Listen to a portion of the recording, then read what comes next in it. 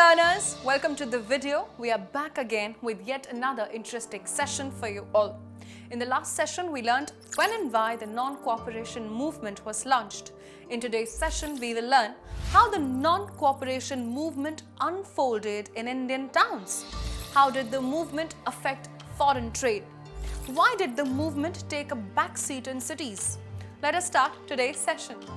Learners, the non-cooperation movement started in January 1921. Different social groups took part in the movement, each with their specific desires.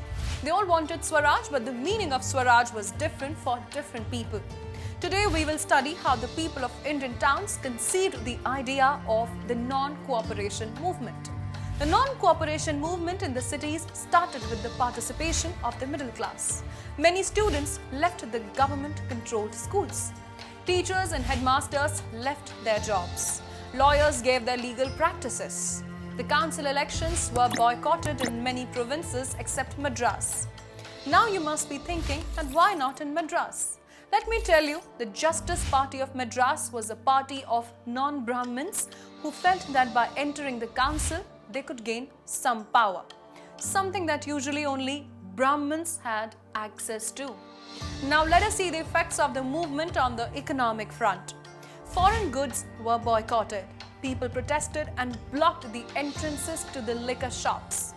Foreign clothes were burnt in huge bonfires.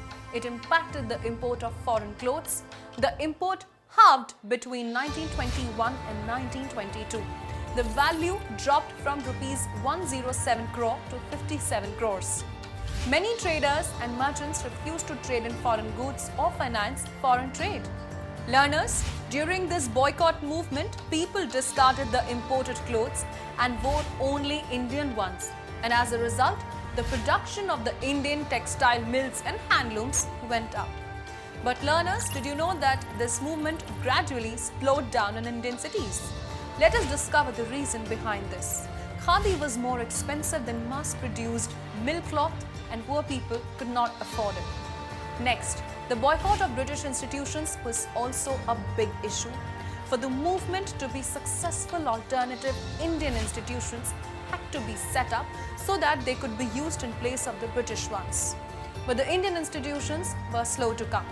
As a result, students started going back to the government schools and lawyers too resumed their work in government courts. So, learners, this is all about this session. Let us take a quick recap of what we have learned today. The non-cooperation movement started in January 1921. In Indian cities, middle-class people participated in the non-cooperation movement. Many students left the government schools. Teachers and headmasters gave up their jobs. Lawyers too gave up their practices, and the council elections were boycotted by everyone except Madras. Non-cooperation movement affected the foreign trade in India. The import of foreign clothes halved between 1921 to 22 as the foreign goods were boycotted and many traders and merchants refused to trade in foreign goods. The production of Indian textile and handlooms went up. The non-cooperation movement slowed down in cities because Khadi was more expensive than the mill cloth not everyone could afford. There were no alternate schools or Indian institutions at that time, therefore students went back to the government school and lawyers too joined back. In the next session, we will learn the spread of the non-cooperation movement in the Indian countryside. Till then, keep learning and stay tuned with us. Bye-bye.